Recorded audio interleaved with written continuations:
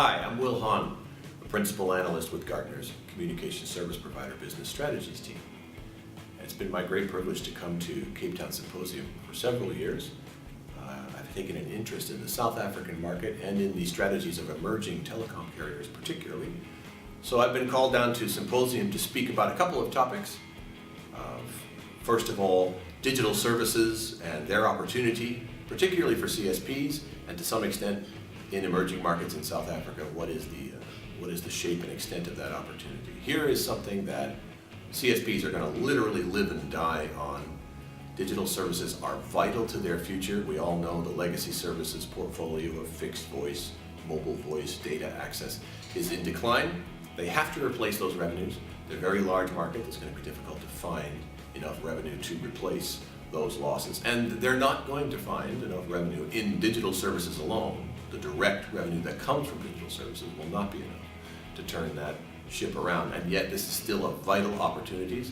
When we talk about services like the connected car, cloud services, of course, M2M, streaming video and ebooks and games and all of that, these are all digital services. And the revenue streams, their profit margins, their growth rates will be of interest, will be, of course, important to CSPs, but perhaps even more important, the opportunity to get a deeper relationship with customers, to gather more data about them, to understand what they need, both consumers and enterprise, and to offer them a uniquely enjoyable customer experience, which of course feeds retention and brand value. Those are the things that will cause CSPs to charge heavily, charge strongly into digital services markets. And we see that some of the largest CSPs in South Africa have already done this. We have MTN, for example, in their mobile money.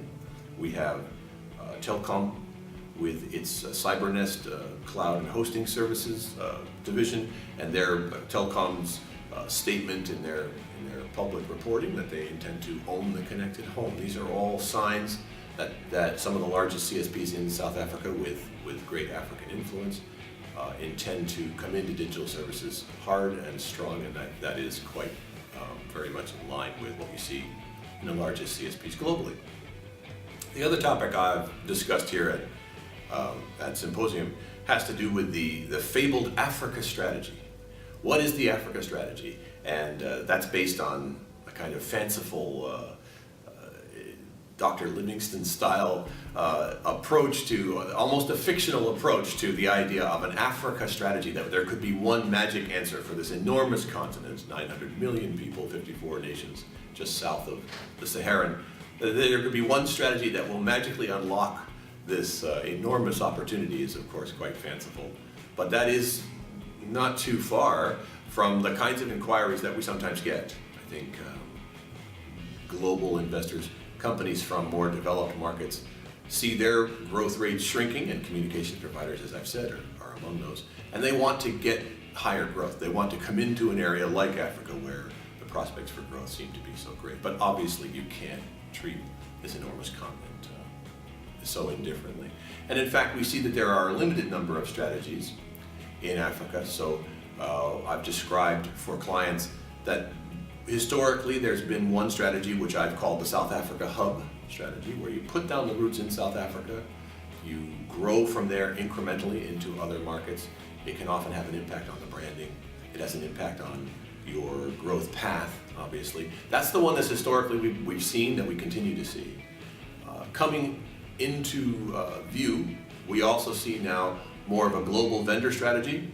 It's in some ways the opposite of the South Africa strategy. No differentiation on brand, no differentiation on boots on the ground. You have a product, you throw it at the entire continent indifferently. Of course, in some places it will fail, but you've saved money. It's very cost efficient. You don't alter your product or service, you simply bring it in differently everywhere and let the chips fall where they may. We do see some of that. But now in perhaps the near future, I think we can imagine the third strategy, the one that everyone I believe is really after, and that is the true Africa strategy, which would mediate between the two that I've just described.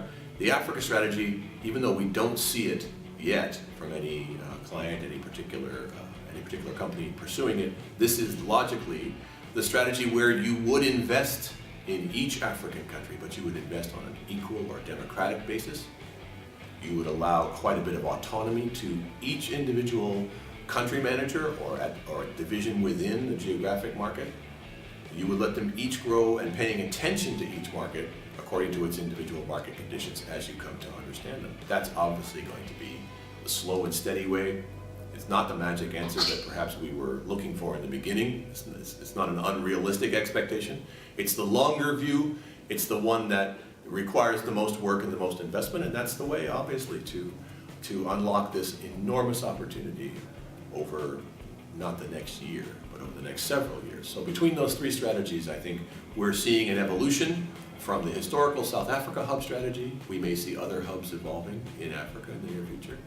The global investment strategy, the somewhat more indifferent strategy of throwing it everywhere and just seeing where it happens to work. And then from those two, I think we'll also see in certain sectors growing out a true Africa strategy, which really does, in the end, exploit the opportunities across the continent.